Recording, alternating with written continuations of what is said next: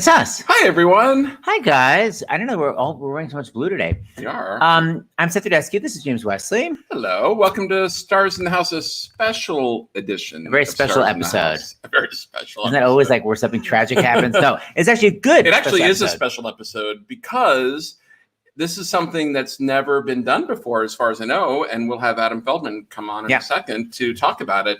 This is the 85th. It's been going on that long. 85th Annual New York Drama Critics Circle Awards.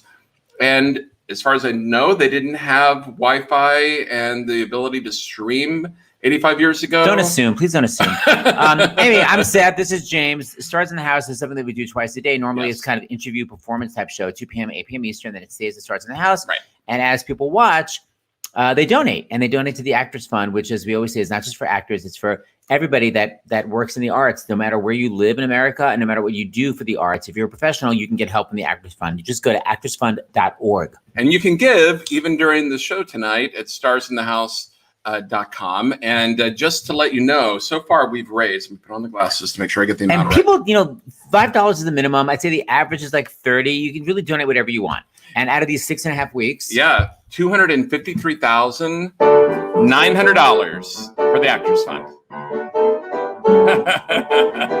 And that all goes to the Actors Fund. Oh, Mandy, our dog, is not having it. Rude. Yes. Anyway, so that's it. So Starts in the House, just so you know, we're going to be back tomorrow at 2:00. Don't even know who's booked. Variety Thursday, which is so fun. So we have we have a milieu of people doing it. And then Thursday night, who the hell's booked? We have, it's Throwback Thursday TV. Oh my God. Glenn Scarpelli, Mindy Cohn, Mackenzie Phillips, also from One Day at a Time, and Jill from Wayland from the Love Boat. Yes. So we got a lot coming up. Yeah. But let us bring on the lovely Adam Feldman. Here he is. 1, 2, 3. Hi, Adam. Hello, Seth and James. Hi, Adam. You're the chief theater critic for Time Out New York. Am I right? I am. I'm the chief theater critic and the National Theater and Dance Editor for Time Out. Oh. Can you tell us what the Drama Critics Circle Awards are? Because I get wow. Sorry, the dog is upstaging everyone. Yeah, tell me I'll do the interview, Adam. All right. Hi. Can you tell everyone what it is? There are a lot of awards these days, but this is one of the older ones. This award was founded in the 1930s, basically by disgruntled critics as an alternative to the Pulitzer Prize. They were unhappy with who had been winning recently, and they decided who better to choose the best play of the year than the people who saw every play and had strong opinions about them. Critics are frequently disgruntled. That's sort of in our nature, but productively in this case, because they came together as people like Brooks Atkinson and Robert Benchley of the New Yorker, and so there was a big group of them that came together, and every year they started meeting and awarding Best Play of the Year. And that was 85 years ago. So this is the 85th Annual New York Drama Critics Circle Awards. The Drama Critics Circle is basically an organization that includes the top drama critics from all the major print publications and wire services in the city, except for, as of 30 years ago, the New York Times. Except for, that's interesting. So yeah, they changed their interior bylaws. Are there like nominations, or is it one of those things where it's just winners every year? No, this is what's nice about it, and I think this is one of the things that makes the ceremony so nice, is that there are no nominees, there's no losers. Everyone, we take a vote, we announce who the winners are, and then a week or two later we have just a reception celebration to come together and honor some of the best work of the year. And it's really a lovely event every year. But the thing is, usually it's a very private event. It's just 100 people in a room. And this is the first time that we've ever done it publicly. I mean, they may have done radio broadcasts of it in the 1940s or something. Okay. I bet they did. But, in the modern era, let's say, this is a first. And it just seemed like, since we were all going to be on video anyway, why not make it public and hopefully raise a little bit of money for the Actors Fund. So Adam, did the categories change every year, having never been to one? Like, how does it work from year to year? Well, the categories have changed a little over the years, but basically there's the best play category, which we give every year. Okay. And then there's a best musical category, which we give most years. There's an alternate best play category that we give some years. It's a little confusing, but basically, if the best play is an American play, we can give a best foreign play award. And and then we have a catch-all category called special citations. And that's just everything else. That's revivals, that's designers, it's actors, it's directors, it's theater companies, programs, and that lets us reward other work of exceptional merit in any given year, whatever it might happen to be. So the actual winners are going to be here tonight, right? Yes, all of the winners will be here to accept their awards, and we've lined up some really great presenters for them. I try to find presenters who have some connection to the material, so it's a bit more personal. And I don't know what it's going to be tonight. Usually, it's a strange little event, and it's really kind of warm and insular, and people can talk for as long as they want. Usually, there's no orchestra playing anyone off. So that's what it tends to be in real life. I don't know what it's going to be tonight. I guess we're going to see. There are comments on going the whole time, so you can post the comments throughout it if you'd like. I can't. I can't see those right now. Well, just so you know, something very vital was said. Living for the way Seth pronounces milieu. Just be aware. Adam, I'll make sure that Seth doesn't do this to upstage any of the guests just tonight. Saying, okay? I'm just saying. All right, Adam, you're going to take it away. We're going to peace out. So presenting Adam Feldman. Have an amazing time. Congratulations to all winners. Bye, everyone. See you tomorrow. Thank you very much. And thanks so much for having us. Of course. Oh, thanks, Adam. All right. Well, hello. I'm on my own now, so I guess I would like to welcome everyone to the 85th Annual New York Drama Critics Circle Award. Again, this is not usually a public affair. It is usually just downstairs at the Algonquin Hotel, or more recently at Content 54 Below. And it's just a way for critics and artists once a year to kind of come together and move past whatever tensions may exist between our roles sometimes during the year. And just come together in the spirit of community and celebrate some of the year's best years. Hey, Adam. Sorry. You were muffled, and sometimes when the person's muffled, if the host comes back on screen, it fixes it. It's just arbitrary. So are you the only one hosting, or is someone else hosting? I'm the only one. So let's hope that this can work itself out. You know what? David will do it. I think because David's on there. So David will come up on screen. So that happens again. Just a little inside scoop. Any regular viewers of Stars in the House will know that sometimes that's kind of a quirk of the system. You'll see how strange that's David. He actually is a person, and he may just pop on for a second because it actually fixes that underwater. So Adam, really quickly, can you go to where it says cam/mic and go to audio, and then under audio, click disable audio processing. Okay. Adam, we think we discovered the problem, by the way. Brian Lipton says, oh, it's the mustache. Darn it. I knew this was a risk going in. I knew the mustache was going to cause trouble. All right, good luck. So start over, and then we're going to come off. Yeah. All right, I will begin again with my deeply scripted and prepared remarks. Welcome, everybody, to the 85th Annual New York Drama Critics Circle Awards. These are generally a private affair, as we were just talking about. So I'd like everyone to kind of pretend that we are downstairs at 54 Below, at Feinstein's 54 Below in the theater district. It's one night a year when critics and artists can kind of put aside the tensions that sometimes exist between them, the perceived friction that can sometimes exist, and just come together in the spirit of community and celebration to honor some of the best work in the year that has just passed. Even this season, which has been, as we all know, an abbreviated one. The affair is usually pretty informal. The speakers can talk for as long as they want, and that will also be true tonight. And for the purposes of this evening, I'm just going to try to pretend, and I invite everyone out there to join me in this pretense, that we are all just downstairs in the speakeasy of Feinstein's 54 Below. There are meats and cheeses on the sideboards, and there's a bar up near the bathroom. And ordinarily, let's just also imagine that this room is filled, not just with the critics themselves, but also with the presenters and the recipients of the awards, and everyone else associated with the winning production. So the cast, the producers, the press representatives, and they are all essential to what we do. And I hope that some of them are watching now, and I hope that they know that they are very much included in the spirit of this event today, as all of you are. So without further ado, let us move on to the first award of the evening. As we were just talking about, in addition to the Best Play and Best Musical awards, the Drama Critics Circle gives out what we call special citations to other work of distinction in a given season. And this season, we are giving 3 of them The first special citation goes to David Byrne for his highly theatrical Broadway concert, American Utopia. You can all applaud at home as well. Joining us to present that award to David Byrne is one of the funniest men in America today. He was the co-star of Broadway's two-man comedy Oh Hello in 2016. He is also a masterful writer and stand-up comedian. He has been a host of Saturday Night Live 3 times. He is a Sondheim mockumentarian, creator of children's specials, and the straight crush of all of my gay friends. Please welcome to the virtual stage, Mr. John Mulaney. Hello, thank you, Adam. Thank you. Thank you. Thank you for being here. here. All you applauding. Thank you so much. Well, I'm going to let the applause at home die down as I imagine it to. It's a pleasure to be here, appearing as a disembodied head on your iPad like goddamn Edward Snowden. And it's a pleasure to be in my guest room. My speech this evening is 45 minutes long. I'm just kidding. I'm going to hold for when I think they're last.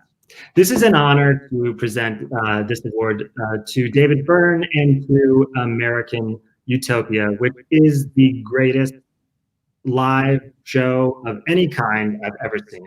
I first saw American Utopia when it was on tour at Forest Hill Stadium in Queens, which is a tennis court. They then upgraded to the wonderful Hudson Theater. I then saw American Utopia 7 times, and I was not comped once, but that doesn't matter.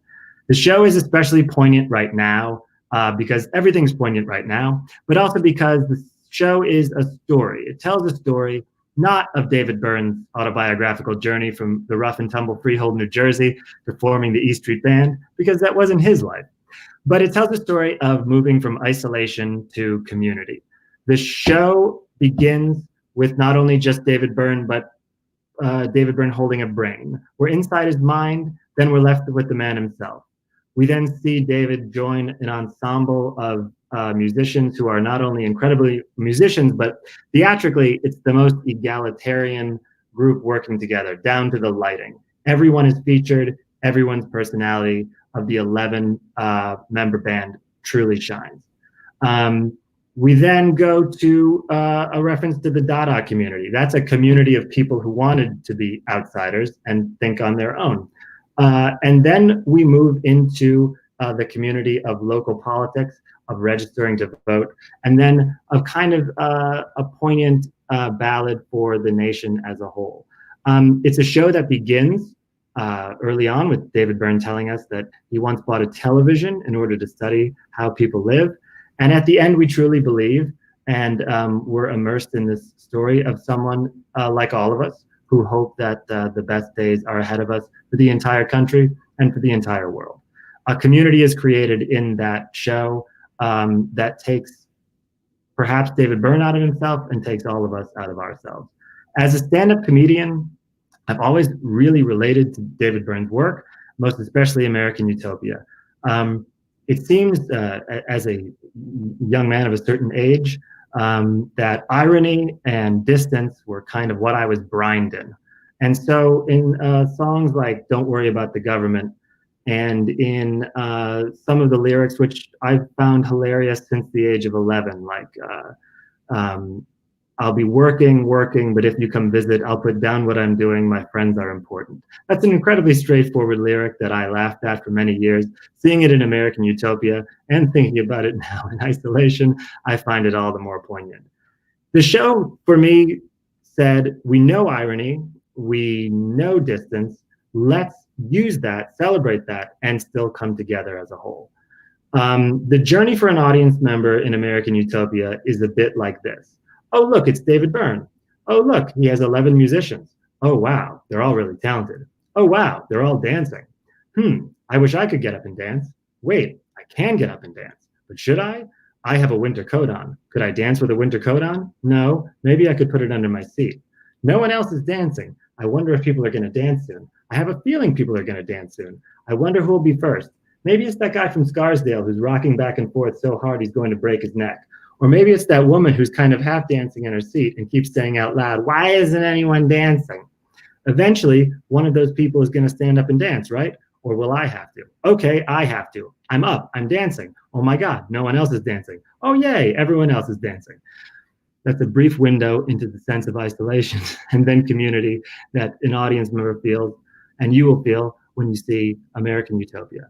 I am sure that we will be back in the theater someday soon, dancing with David Byrne as we move through song after fantastic song. Obscure ones, as well as top 40 hits like Burning Down the House and Bullet. That's a joke. Bullet's a great song, not top 40. In closing, I don't mean to make so much of this about myself, but I have no other choice. But I did want to end with an email that I sent David Byrne after I first saw American Utopia. And I told him that I was especially happy he included the song Glass, Concrete, and Stone in the show, because it had always meant a lot to me. And I said to him, when I was a teenager, that song struck me because it was the first time I ever thought about how my dad would get up early in the morning, go to the airport, and fly on a business trip. Later, as I started traveling for work, the song became about me and my early rises to go out and do my job. David Byrne wrote me back, "Isn't it amazing how so many of my songs are about you?" Well, they're about all of us, and they're about David Byrne, and they're all in American Utopia. It is a fantastic show, and it has brought me a lot of joy. It is an honor, David, to present you with this special citation for American Utopia. Hey, thank you, John. That was very, very, very flattering and very, very moving, and kind of spot on. And John's right. There was one night in particular I remember where I could see John in the audience, and he was one of the first to stand up and start dancing, and obviously thinking, am I going to be left all alone here? Am I going to be the only one doing this? And I think, John, you told me that you asked someone sitting next to you, if I get up, will you get up also? I always ask the people behind me, yeah. Yes, and I think they did. They all did. So it kind of, there's always a cascade. Wow. This citation is very flattering. It's very exciting. Of course, everybody's going to say this. It's hard to imagine what the old world was like now that we're in a new world. And someday we'll be in an even newer world where we'll have learned things and we will recapture some of what we used to be, and we'll become something better and different in this newer world, which is, we're all looking forward to that and wondering, when is that going to happen?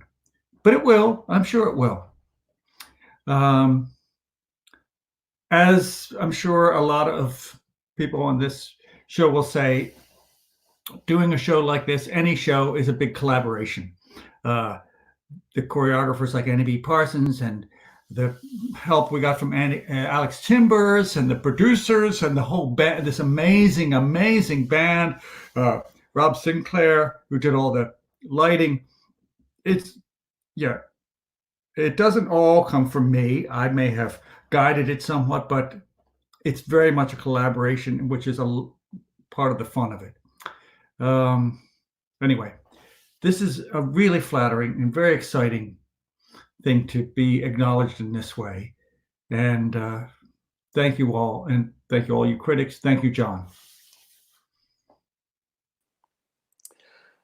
And we're back. Thank you so much, David, and congratulations on a beautiful, beautiful show. We're moving now to our second special citation, and that citation is a rare accolade for an individual actor, and it goes this year to the superbly soulful Deirdre O'Connell for her career excellence in a wide variety of roles, including this year her astonishing turn in Lucas Nath's Dana H. To present that award is the first person I thought of when I was looking for someone to fill this particular slot. Not only is she a longtime friend and co-star of Deirdre O'Connell's, she is also a wonderful writer and performer in her own right, most recently in the Broadway hit What the Constitution Means to Me, which we awarded at last year's ceremony. I had really hoped to have her be a presenter live, but when I asked her to present this award, it turned out she was not going to be able to make it because, well, she had a pretty good excuse. She was going to be in the hospital this week giving birth to twins. And that seemed like a pretty good doctor's note to me. I mean, if it was just one baby, but twins, you know. So we bent the rules a bit, and she pre-recorded this message to present the special citation. Ladies and gentlemen, and others, I give you Ms. Heidi Schreck.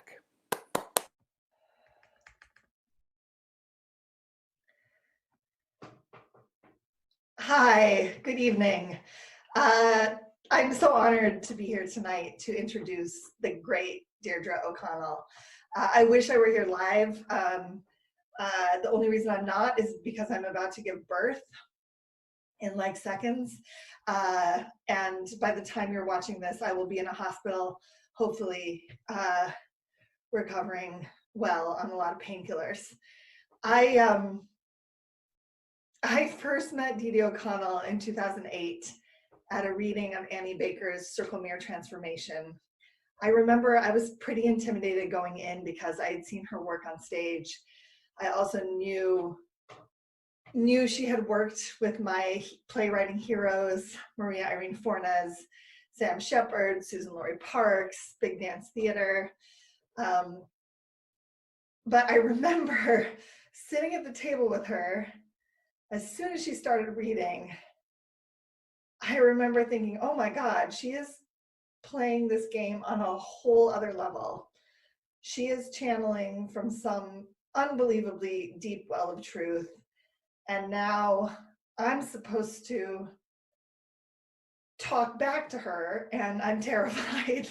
I have no idea how I'm going to meet this woman, how I'm going to meet her, where she's coming from.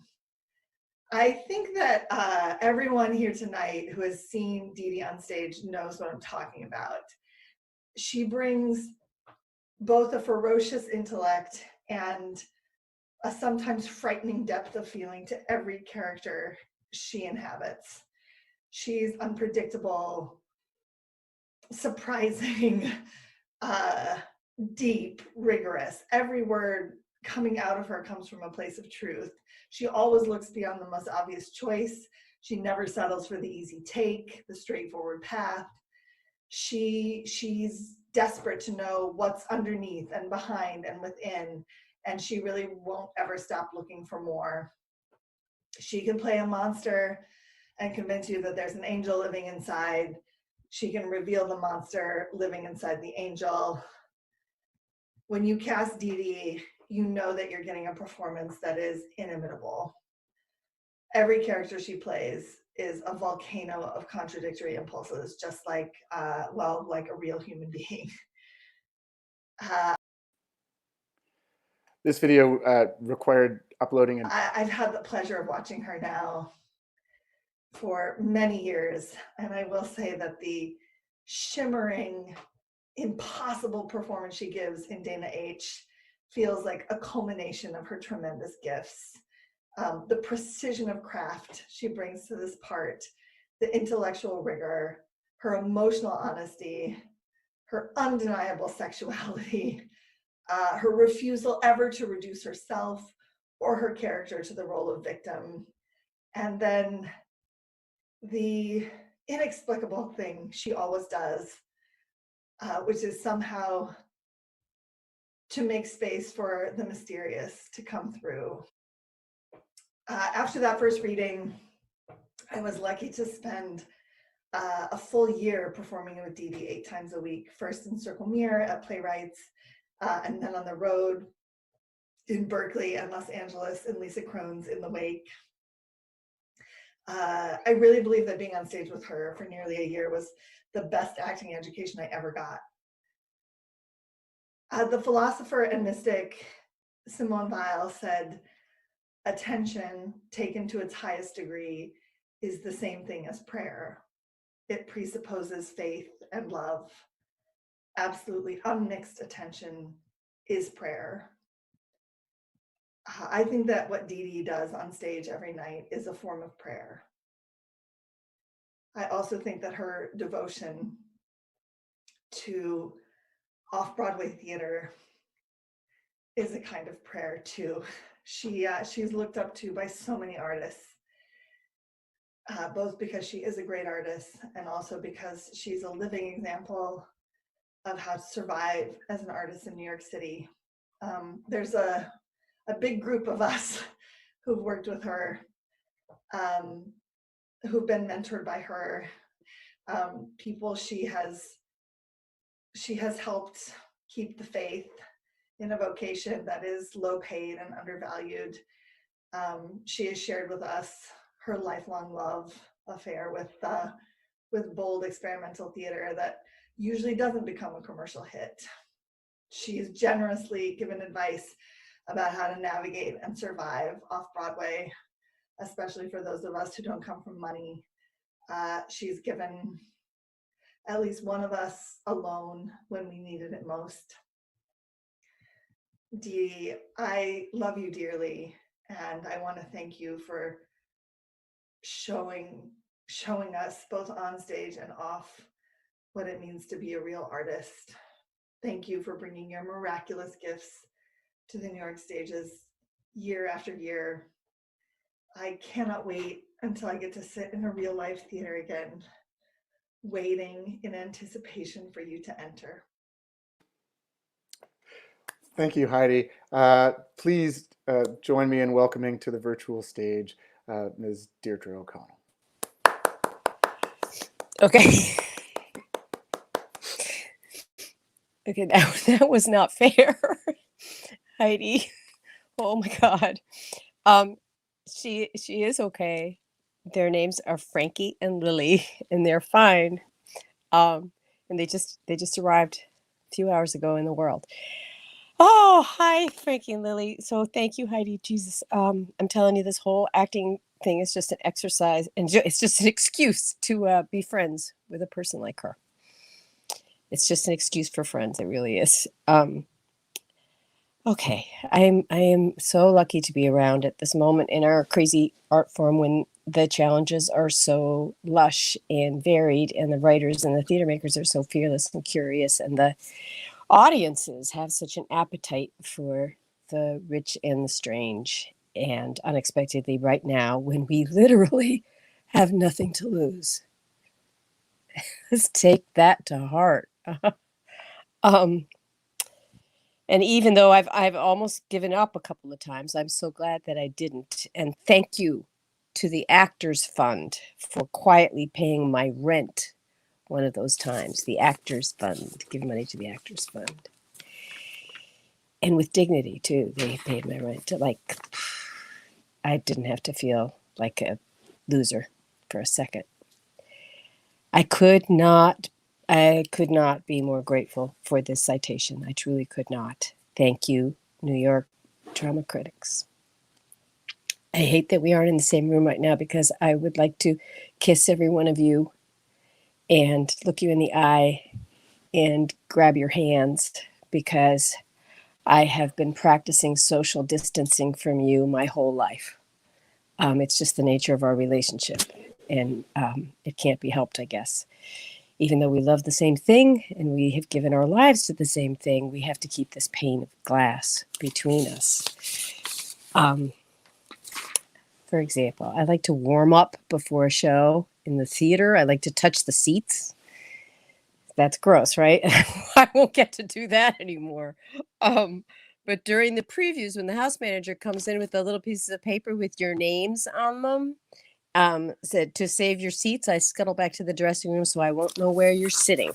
And when you and I are in a tiny theater together and we're only 3 feet apart and you scribble in your notebooks, I pretend I don't see you. And then when I shake my hand like that in front of my face when I pass a review posted in the lobby, so I won't rest my eye on it.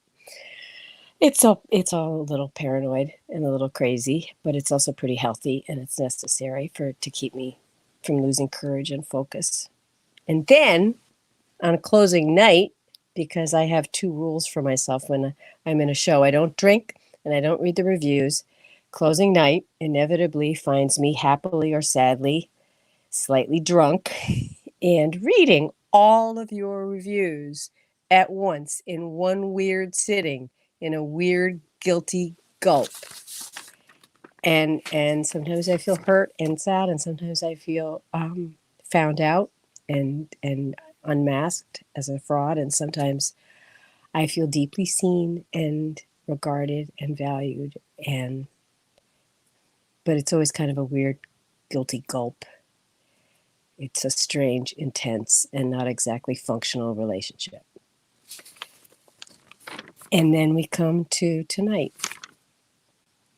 and this beautiful gift that you're giving me in this weird, dark, strange, lonely time that we're in together. All of us feeling the loss of this thing that we love so much, that is so ineffable and mysterious and hard to do well and hard to describe well, live theater. And we have in common that we are in the thrall of live theater partly because it can't be repeated and it can't be explained. And my job is to repeat it and your job is to explain it. And we love it all the more because it eludes us. And that is why it can't be replaced. And that is why, in spite of our being a very attractive nuisance, I love that. We're an attractive nuisance. We will come back. And when we do, we'll be back with on the two sides of this strange pane of glass. But for tonight, we are together in this beautiful virtual room, and I'm looking each of you in the eye, and I'm grabbing your hands, and I'm thanking you from the bottom of my heart. Okay, that's it. Oh, thank you so much, Didi. That was really beautiful. Oh, all right. We now are moving on to the first of our awards, and that is the award for Best Musical of the Year. And that award this year is going to Michael R. Jackson for A Strange Loop, his painfully funny and explosively honest meta-musical about queer Black identity and creativity. To present that award, I am delighted to welcome another of the most exciting new voices in theater today. He made an unforgettable entrance to the New York theater scene just last season at the end of 2018 with the off-Broadway premiere of Slave Play, which then transferred to Broadway this past fall. He is also the author of Daddy, and his personal style puts the world in the shade. Please welcome to the virtual stage, Mr. Jeremy O. Harris.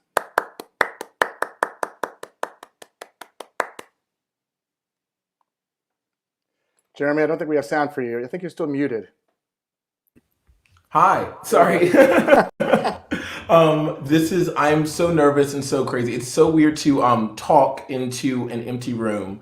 And it made even weirder to be in a time zone so far away from the people that you're talking to and about. But I'm gonna try to make it work. And please accept my apology now for my AirSats teleprompter. I've fashioned one here because I wanted to make sure that the words I said about my favorite musical of not only this year but maybe my lifetime were heard and heard clearly. Michael R. Jackson's A Strange Loop accomplishes the impossible because he gave an usher named Usher his very own musical. He made the invisible visible for all of us. And it's wild, isn't it, that in order for each of us to sit and witness the tale of this usher we had been, this tale of an usher that we were about to witness, we had to be aided to our seats by a small army of ushers whose names we'll probably never commit to memory. The usher at the center of Strange Loop is a part of multiple invisible communities, at least invisible to the bright lights of an off-Broadway musical. He's working class, he's Black, he's gay, he's fat, and he ascribes to the belief espoused by Bell Hooks that Beyonce is a terrorist. I've been a fervent fan of Michael R. Jackson for almost 3.5 years. And it's a friendship that is rare in that its strength has been bound not in our similarities, but in the many exciting and complicated ways that we are different. It's ironic that I've been asked to present this award tonight inside of the New York Drama Critics Circle because much of our relationship has been colored by fierce criticism.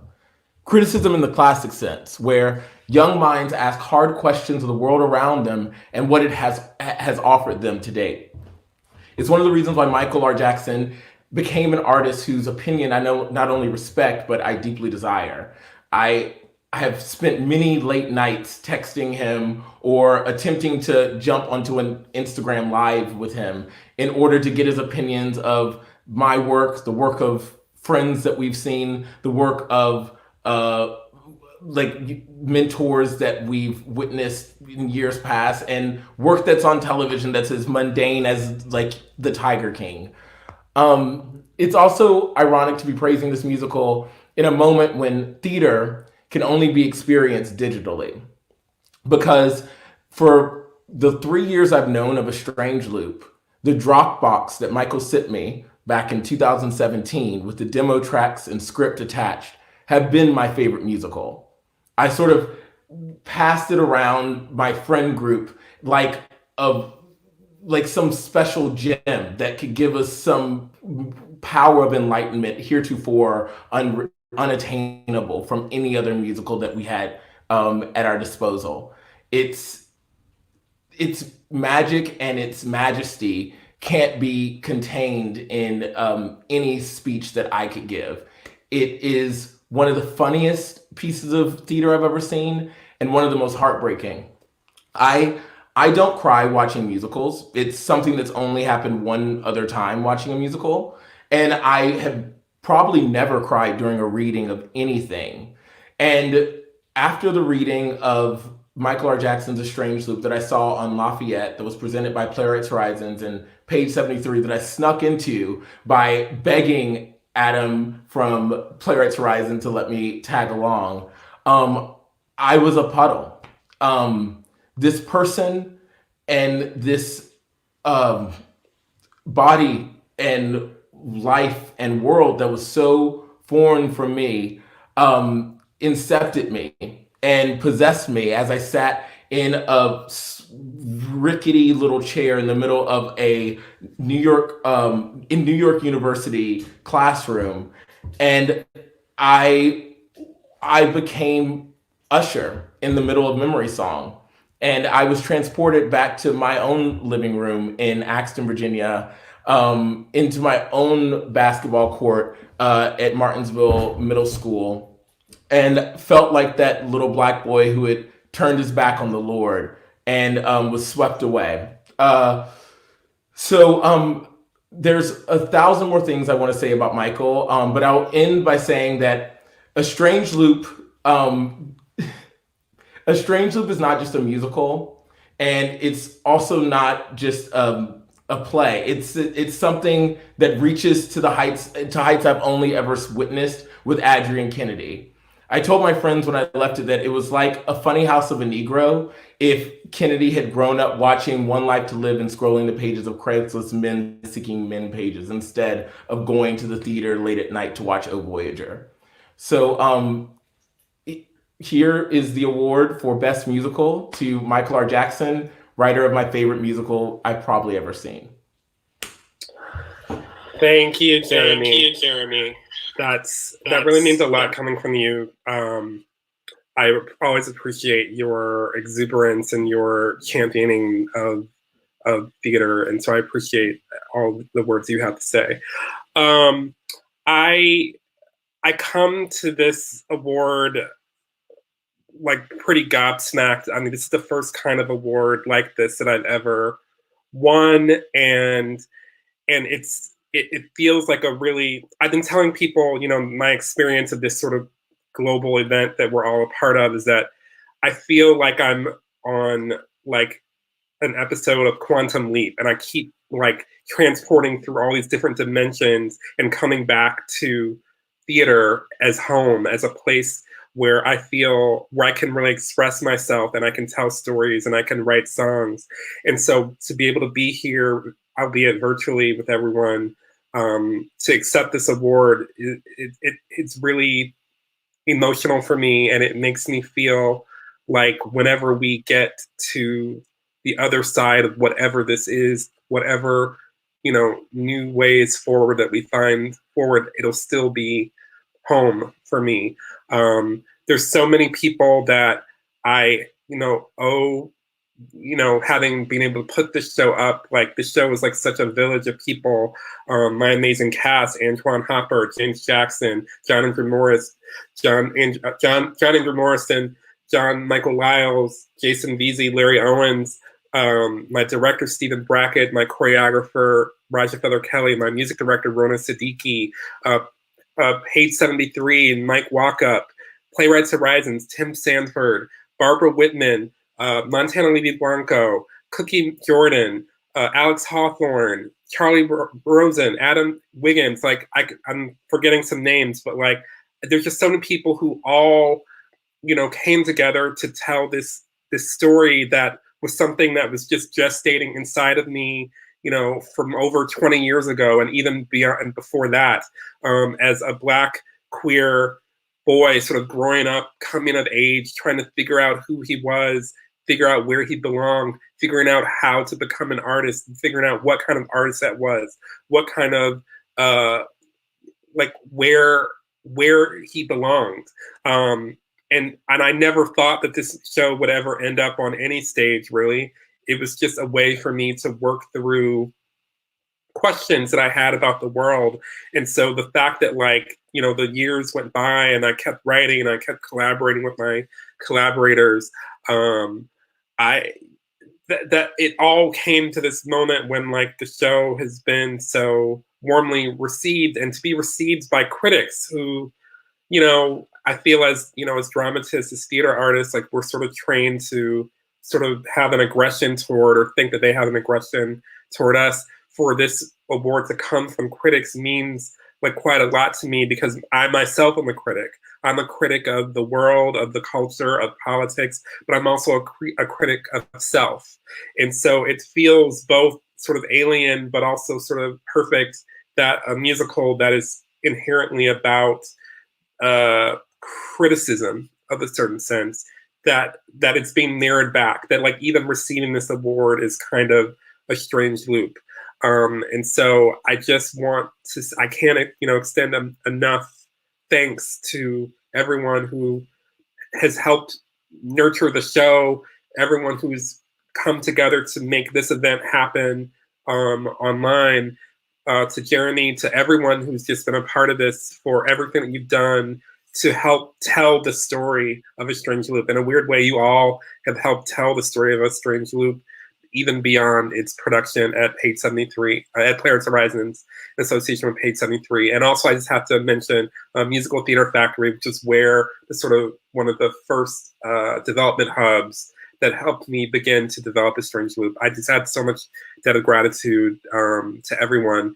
And I have no doubt that when we find ourselves on the other side of this event, that we are only going to be more together than we were when we left, that we'll have a greater appreciation for the great privilege that we all have to sit alone in a dark room and tell each other stories and tell each other the truth about what is happening in the world. And I hope that we use this brief intermission, as I've heard some people call it, to reflect on the truths and the truths that we want to tell each other, and the sense of community that we want to engender with each other. So thank you, everyone, again, for this beautiful award, and I look forward to seeing you all soon. Thank you, Michael. We are arriving now. We're not done yet, but we are arriving now at the award for Best Play of the Season. And that award goes to Will Arbery for Heroes of the Fourth Turning, his group portrait of a reunion of ultra-conservative alumni of a rural college. The play is unsettling, insightful, and soulful at the same time. So who better to introduce this award than our next presenter? He has been unsettling me since the very first time I saw him on stage, which was in the off-Broadway production of Bug by Tracy Letts at the Barrow Street Theater back in 2004.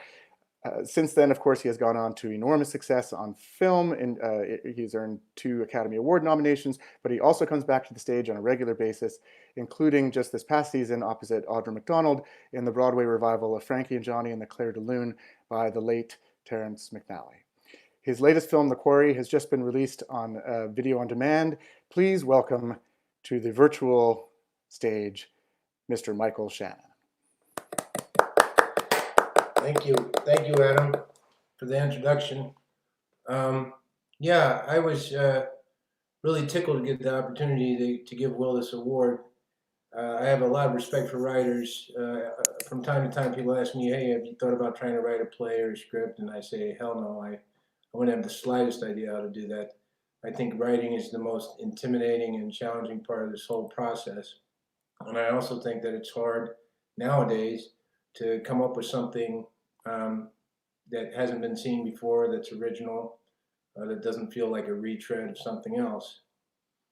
I first became aware of Will's work because I went to do a reading of a play that he had written called Evanston Salt Cost Climbing, which is the most unusual title for a play I think I've ever heard in my life. And I went and I read the play, and it just astonished me with its uniqueness, its originality, its creativity, and its heart. And I asked Will afterwards, where on earth did you get the idea for this? And he said, well, it was an assignment. They told us to take a headline from a newspaper and try and fabricate a play out of it. And most people found very exciting headlines like, you know, such and so murdered last night, or this assault, or, you know, whatever. And I just saw this headline that said Evanston Salt Cost Climbing. And I decided I'd write a play about it. And I knew right then and there that this was one of my favorite artists in my general proximity. So then I went to see Heroes of the Fourth Turning, which is also an astonishing play. And going back to what I said earlier, when you think about trying to find something new to write about and a new point to make, I think it's very rare, particularly here in New York City, that you're going to see, like Adam mentioned, this is about some fairly conservative folks who have some fairly conservative ideas. And I think it's pretty rare that you would get the opportunity to meet these people on a stage in New York City.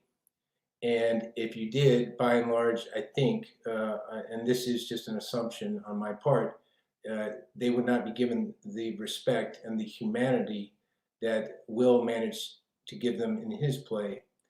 And I guess in closing, I'd just like to say, considering we're all dealing with a virus right now, I look at Will's writing, both the play I read and the play I saw, in a viral sense, in that they challenge you on a cellular level as you're watching them.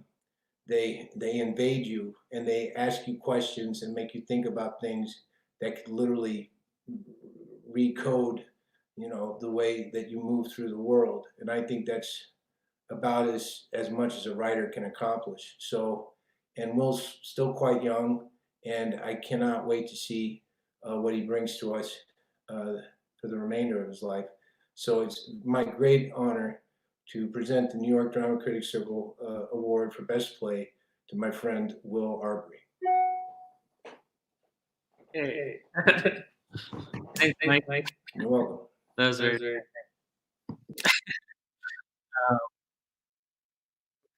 Well, thank you so much for the New York Drama Critics Circle for this honor.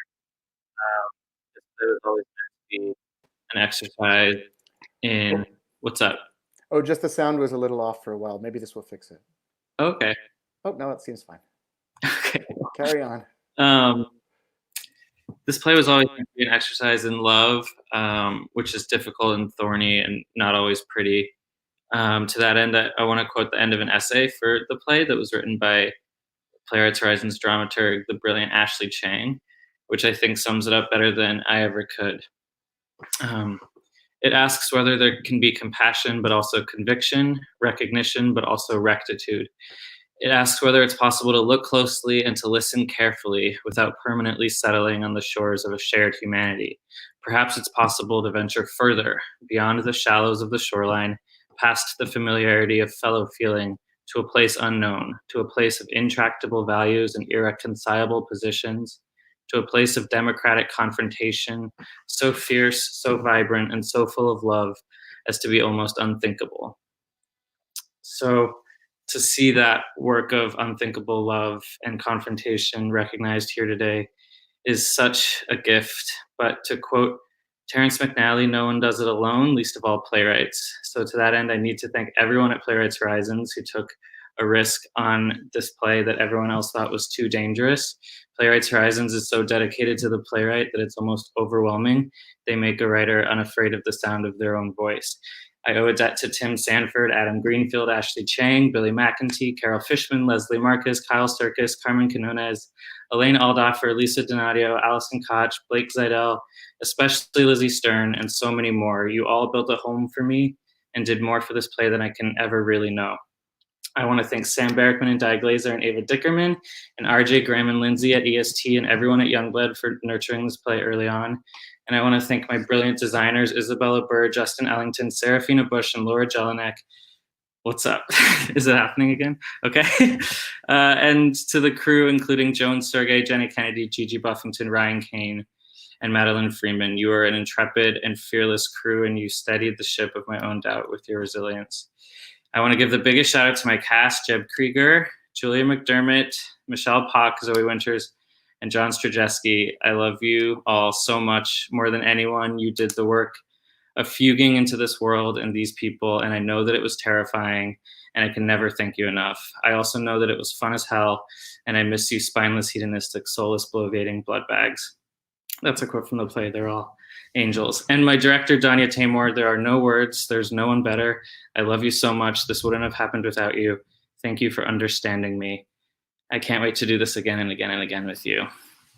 Finally, I would like to thank the world that I came from, that the play is about, for letting me circle back into it and offer it a vision of itself. I want to thank my friend Nathan for granting me such access to his heart and opinions, and especially my parents for their grace and generosity and love throughout this strange process, and for always nudging me towards what my dad calls that terrible beauty which sustains us. Thank you to all of my sisters for showing me 7 distinct paradigms of faith, but most especially to Monica, who, God help her, keeps letting me write about her. This play is dedicated to her, my hero. Thank you again.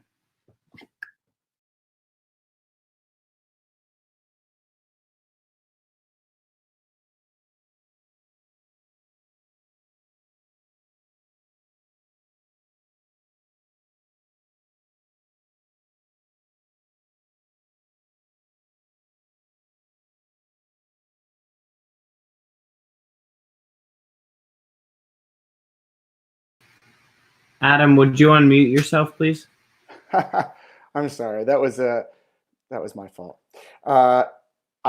Before we go on to our last award, I just wanted to say a few words in remembrance and take a toast to our late colleague, Mr. John Simon.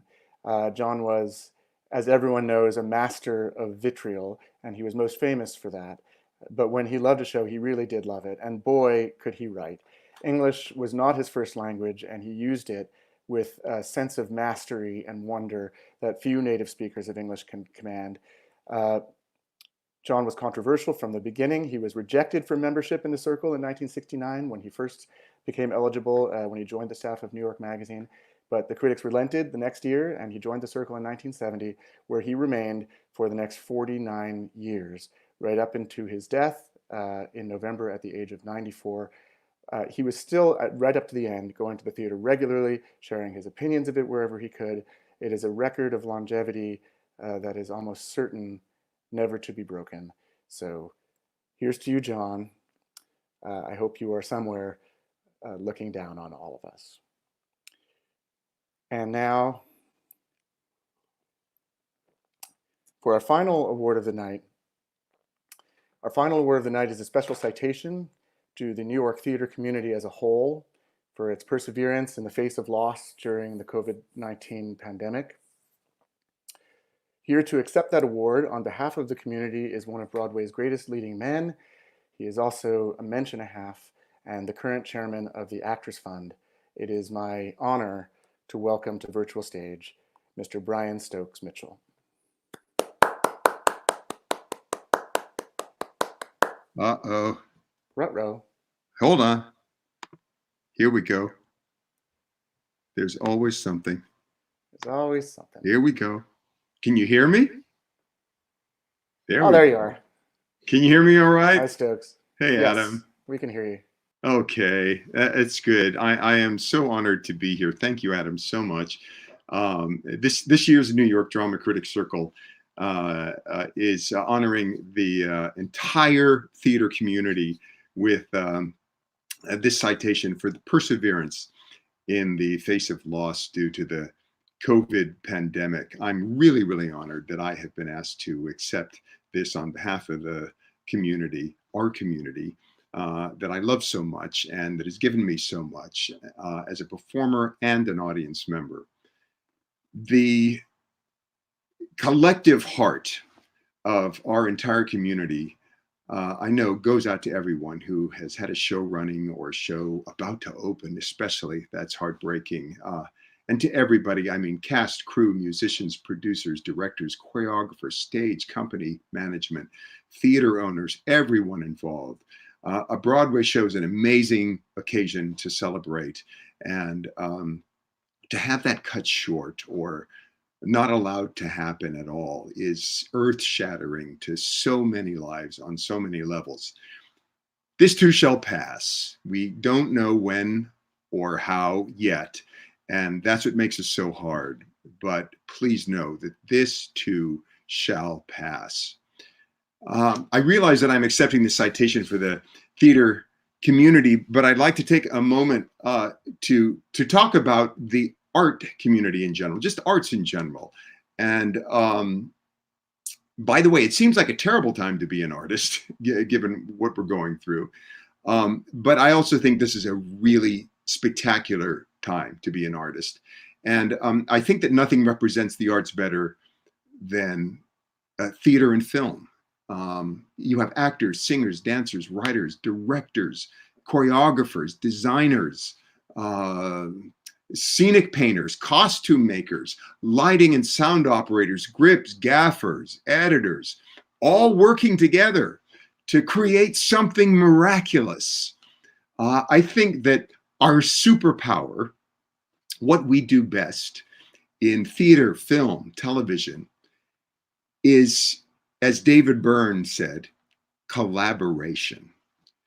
Dozens and sometimes hundreds of people from different walks of life with different training, different skills, different backgrounds, different political parties, all working together toward a common goal, saying yes and making something